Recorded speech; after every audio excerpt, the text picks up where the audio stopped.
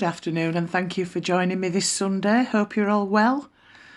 So there's loads and loads of places on Earth and you think to yourself, ooh, I bet that's interesting. But there's an awful lot of places that you can't go. So let's have a look at forbidden places.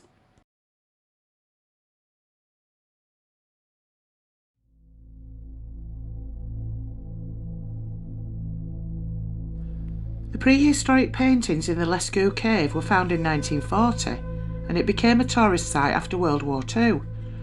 The carbon monoxide from visitors' breath started to damage the cave paintings, which are now named a UNESCO World Heritage Site. The cave closed to the public in 1963. Replicas opened for business after it closed, but only preservationists and researchers are allowed in the original.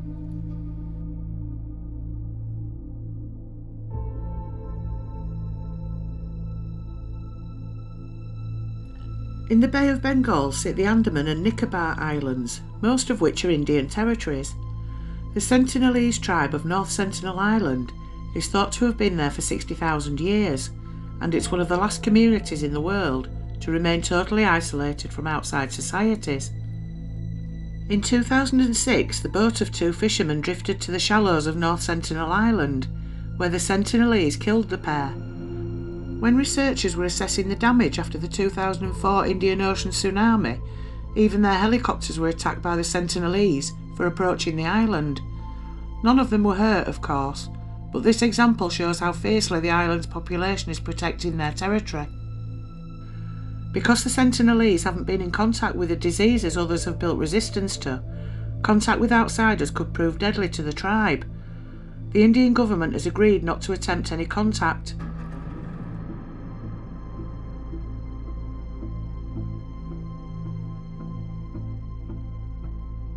Cersei is a little island located in an archipelago off the southern coast of Iceland. It was formed as a result of a volcanic eruption that lasted for 4 years. Cersei has also the reputation of being the newest island on the planet. Currently it's open to a few scientists and geologists. This forbidden island is off limits for tourists, as it is believed that human interference will disrupt the ecological succession taking place on the island.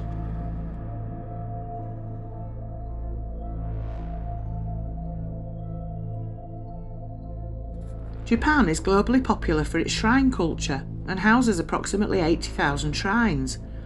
The most important among all is the Iwesi Grand Shrine. It is one of the most expensive temples in Japan due to its architectural grandeur.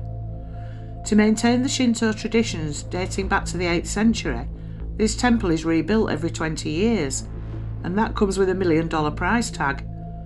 Unless you're a member of the royal family, you're forbidden to enter the hallowed halls of this ancient Japanese representation.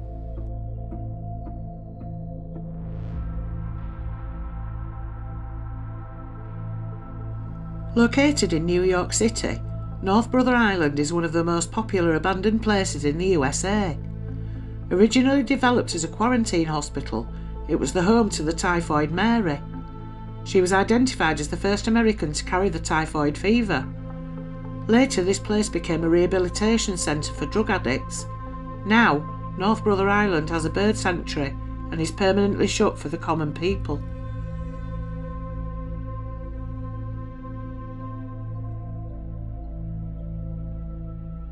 Dulce is a quaint town situated near the Colorado border in New Mexico. With a population of 2,600 Native Americans, this town serves an underground laboratory where unbelievable experiments take place. It is said that the Dulce base is a massive hidden compound that houses incredibly advanced technologies and human-animal hybrids. This base has a very tight security and is regarded as one of the top forbidden places in the world and in the USA.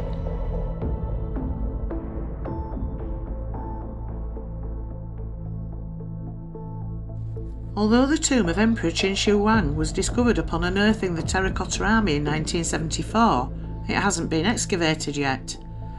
According to the opponents of excavation of the tomb, modern technologies can't prevent its destruction.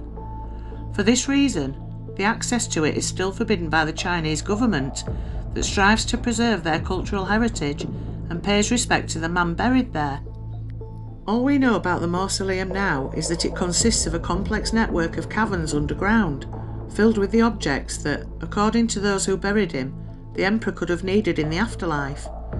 Among others, it holds the reproduction of his army, known as the Terracotta Army, made of clay.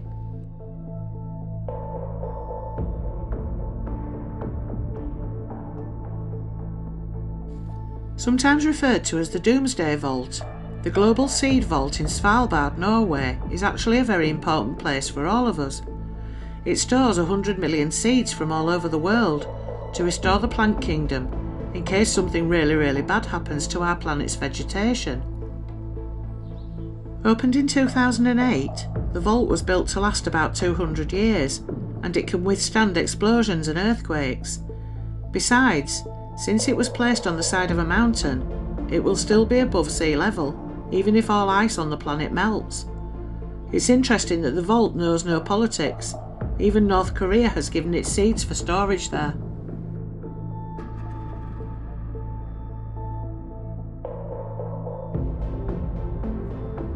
Off the shore of Brazil, almost 93 miles away from Sao Paulo downtown, is Ilha de Camada Grande.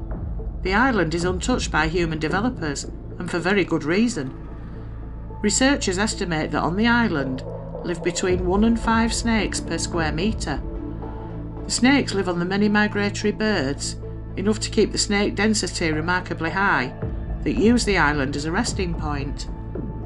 The snakes on the island are a unique species of pit viper, the golden lancehead.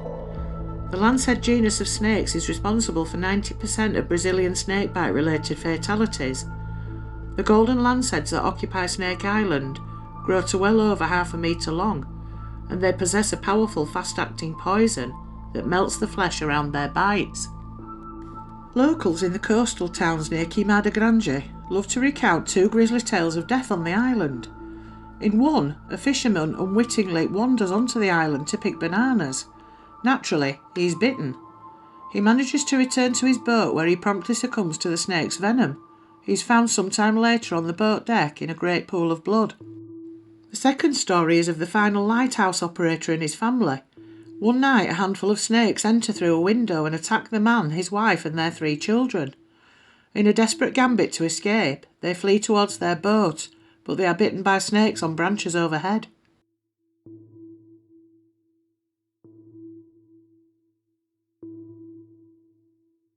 Technically, the Vanguard Fort isn't completely banned to access, because tourists can visit in the daylight and see this marvellous example of Rajasthani architecture. However, from sunset to sunrise, there is a strict ban to enter this place.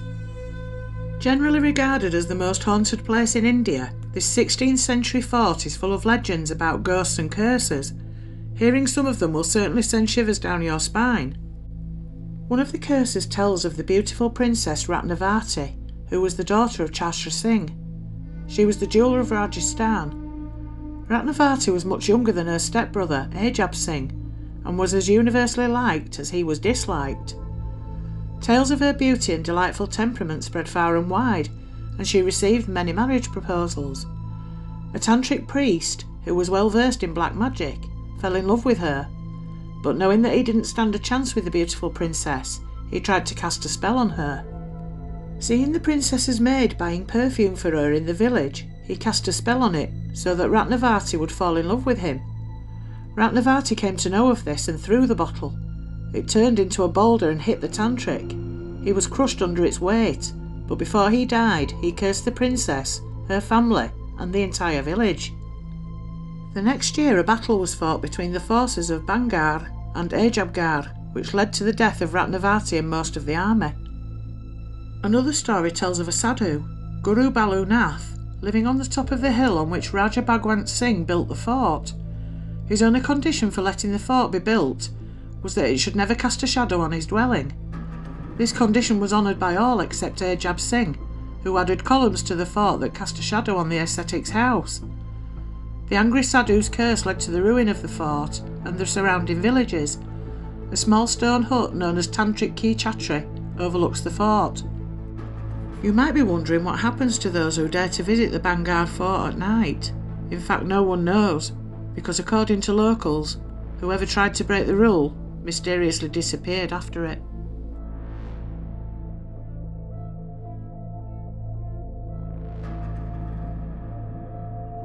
This 2,700-acre campground in Monte Rio, California is the ultimate playground for men.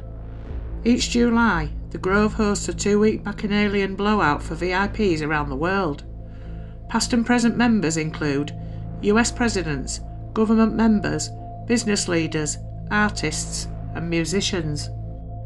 The event comes with a saying, "Weaving spiders come not here," which means there is to be no business wheeling and dealing while on the grounds.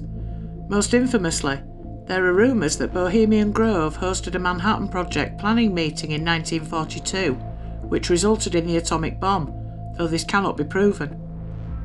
Membership is highly exclusive. Translation, you won't be accepted, assuming you'd even want to be, and the goings-on are highly top secret.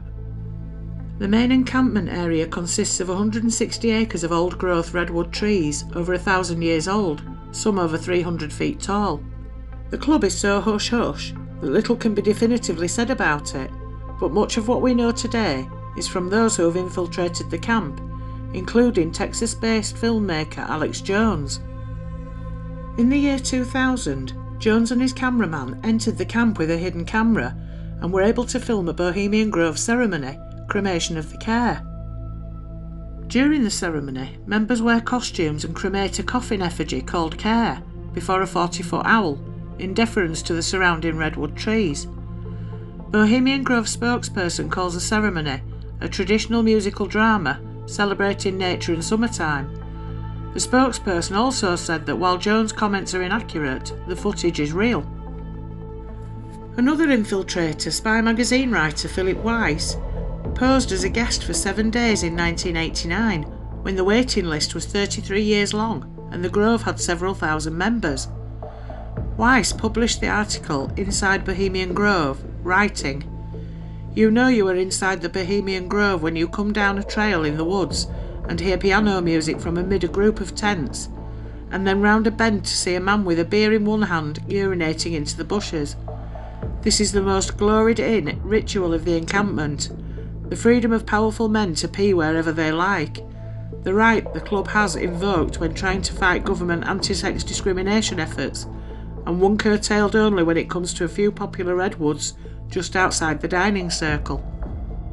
The Sonoma County Free Press, which has published investigative stories on the Grove since at least the 1980s, says that activities include plays and comedy shows in which women are portrayed by male actors, and lakeside talks in which high-ranking officials speak about information not available to the public. The group calls them public interest talks. Bohemian Grove's 2023 retreat begins in mid-July. It's not suggested that any infiltrators try to make their way through the entrance, guarded by camp valets and redwoods some 200 feet in height. It didn't end too well for the last Vanity Fair editor who tried it.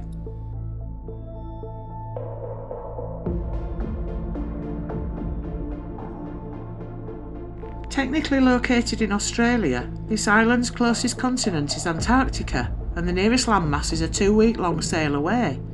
Needless to say, Heard Island in the southern Indian Ocean is one of the most far-flung areas from modern civilization. The island is almost entirely covered in glaciers and is home to the continent's highest peak, Maswan Peak, which is also one of only 2 active volcanoes in Australia. The island was first inhabited in 1855 for seal hunting. It was abandoned about 3 decades later, after nearly wiping out the seal population in the area. This UNESCO World Heritage Site is a marine and nature reserve today, and the Australian government has restricted entry to the island.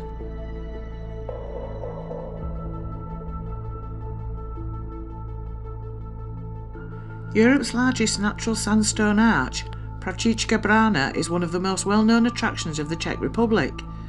Well, at least it used to be until 1982, because in that year it was forbidden to visit for tourists. The reason of the ban is simple. The more visitors come to the area, the more likely it is to collapse one day. So to reduce erosion of this beautiful landmark, tourists can now see it from afar, but not climb onto it. Unfortunately, the erosion process continues, even without the help of visitors, and according to geologists, the arch can still collapse in the future, but at least the ban decelerates the process and gives us more time to admire it.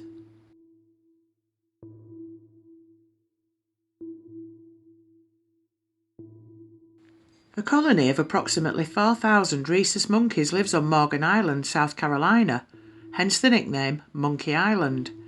But despite what you might think, the population of primates isn't native to the island. They were relocated there from Puerto Rico due to the spreading of the herpes B virus. Before it happened, the island was uninhabited. These days, people are prohibited by law to visit the island for their own safety, as well as for the safety of the monkeys. Only a handful of researchers from the National Institute of Allergy and Infectious Diseases can go there.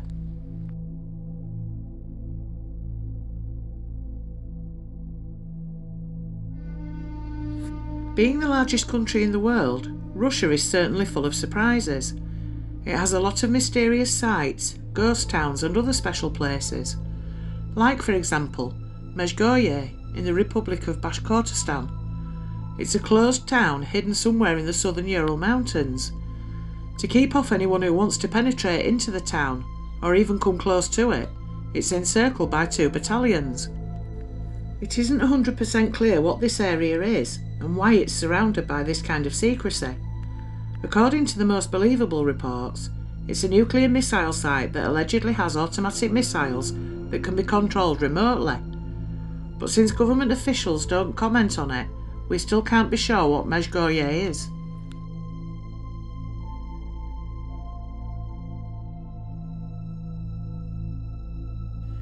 Also known as the Forbidden Island, Niha was purchased by Elizabeth Sinclair, a Scottish farmer and plantation owner, back in 1864, and since then it's privately owned by her descendants. In 1952, the Hawaiian Islands faced a polio epidemic, and as an attempt to avoid the spreading of the disease, a ban to leave or enter the island was issued. Luckily, no one got sick on Niha, and now it houses a population of only around 170 people.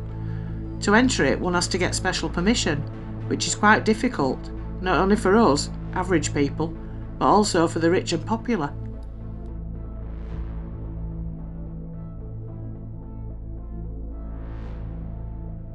Poveglia is a small island located between Venice and Lido. In the past, it used to be a plague quarantine station and hosted more than 160,000 infected people who were living their last days and hours there. According to some reports, 50% of the island's soil consists of human remains, and as if this wasn't tragedy enough, the island later became home to a mental hospital that had a very sinister reputation. After some time it was closed, and now Poveglia is strictly forbidden to enter for anyone.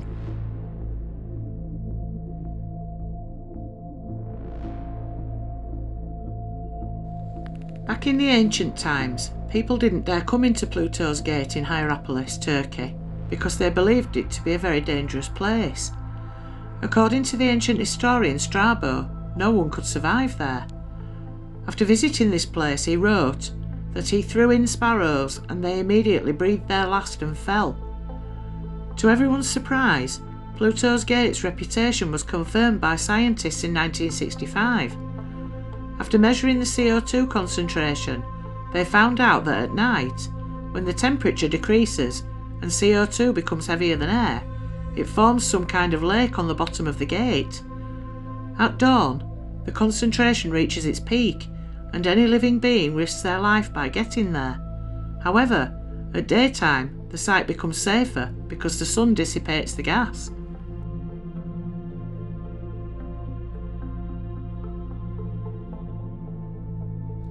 Being home to the bigger half of the US gold reserve, Fort Knox is frequently referred to as the most heavily guarded place in the world. It has quite a few security measures that can blow anyone's mind. The most interesting thing is that even none of the staff members can have access to the vault. To gain access to it, they need to know several combinations, but each staff member knows only one of them, so they can only enter the vault with the help of their colleagues. Besides, since the building is made of concrete-lined granite and reinforced by steel, it can withstand any attack from the outside world.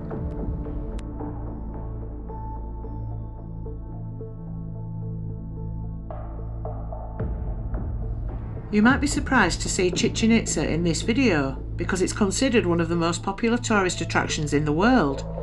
And you're right, millions of tourists come to this site every year to marvel at the beautiful Mayan pyramid.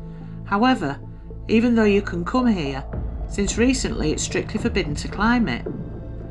The ban was issued after a woman tumbled off the pyramid on her descent in 2006.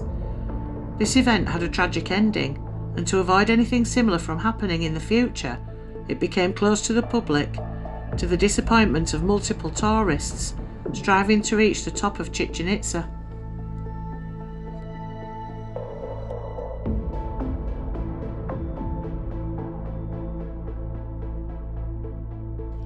Pripyat is an abandoned city in northern Ukraine, located near the border with Belarus. Named after the nearby river Pripyat, it was founded on the 4th of February 1970 as the 9th Atomgrad, a type of closed town in the Soviet Union, to serve the nearby Chernobyl nuclear power plant, which is located in the adjacent ghost city of Chernobyl. Pripyat was officially proclaimed a city in 1979 and had grown to a population of 49,360 by the time it was evacuated on the afternoon of 27th of April 1986, one day after the Chernobyl disaster. The abandoned municipality now has the status of City of Regional Significance and is administered directly from the capital of Kyiv. Pripyat is also supervised by the State Emergency Service of Ukraine, which manages activities for the entire Chernobyl exclusion zone. Following the 1986 Chernobyl nuclear disaster, the entire population of Pripyat was moved to the purpose-built city of Slavuch. The clean-up operation is still ongoing and will be for years to come, but Chernobyl is generally considered safe to visit. There are still many radioactive hotspots to avoid, especially within the tighter 10-kilometre exclusion zone, but in most places you will be exposed to less radiation than you would be on a long-haul flight.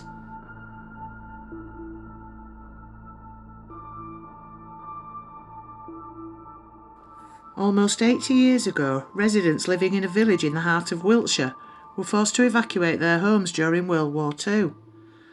Villagers from Ember on Salisbury Plain were cleared in 1943 to allow the military to use the area as training grounds in the war efforts. American troops used the village to prepare for the invasion of Europe, which would begin in 1944 with D-Day on June the 6th. But even after the war drew to a close, villagers were not allowed to return to their homes. Despite residents trying to go back, the village remains under the control of the Ministry of Defence. Since then, Ember has been the source of fascination for several decades and has become a popular tourist spot. It's one of several abandoned villages taken over by the military across our region. The villagers thought they would be able to return home after 6 months, as promised by the government. However, those wishes were dashed when Ember became the permanent property of the Ministry of Defence. Since the war, the village has been used for preparing soldiers for service in the urban areas of Northern Ireland during the Troubles. Several empty house-like buildings were constructed during the 1970s to aid training. After the villagers left, Ember suffered due to shell and explosion damage. Although Ember is normally off limits, it is open on certain occasions such as bank holidays and Christmas.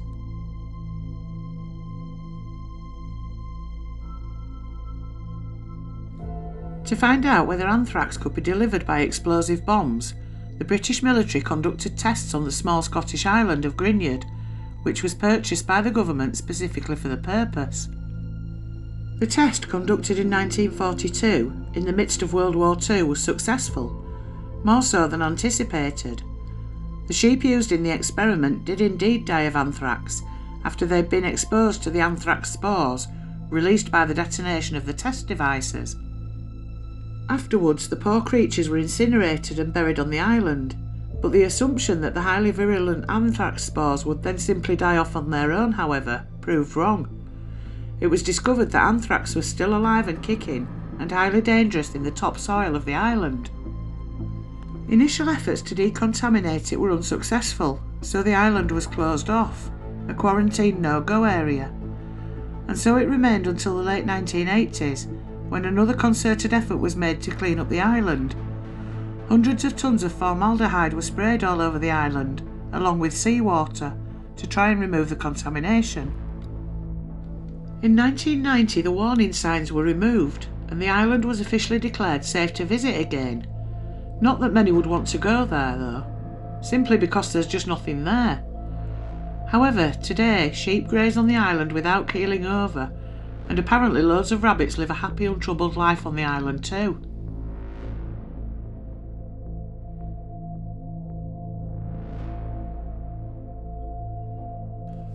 The 1,280 by 320 feet crater was created on July 6, 1962, by a 104 kiloton of TNT thermonuclear explosion.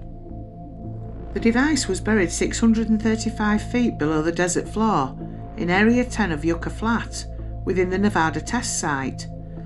It is 12 miles southwest of Groom Lake, also known as Area 51. The explosion created fallout that affected more US residents than any other nuclear test, exposing more than 13 million people to radiation. The maximum depth of the crater is 320 feet, and the maximum diameter is 1,280 feet. Allegedly, within 7 months of the excavation, the bottom of the crater could be safely walked upon with no protective clothing, and photographs were taken. Russian thistle, also known as tumbleweed, is the primary plant species growing in the crater, along with some grasses, although analysis in 1993 observed that the original perennial shrubs once living there had shown no recovery. Tours were set up and over 10,000 people per year visited the crater, but it's now listed as being permanently closed.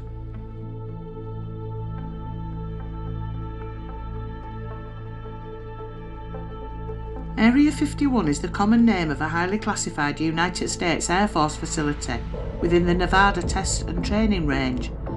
A remote detachment administered by Edwards Air Force Base, the facility is officially called Homey Airport or Groom Lake, after the salt flat next to its airfield. Details of its operations are not made public, but the USAF say that it's an open training range, and it is commonly thought to support the development and testing of experimental aircraft and weapons systems. The USAF and CIA acquired the site in 1955, primarily for flight testing the Lockheed U-2 aircraft. Area 51 has become a focus of modern conspiracy theories due to its secretive nature and connection to classified aircraft research.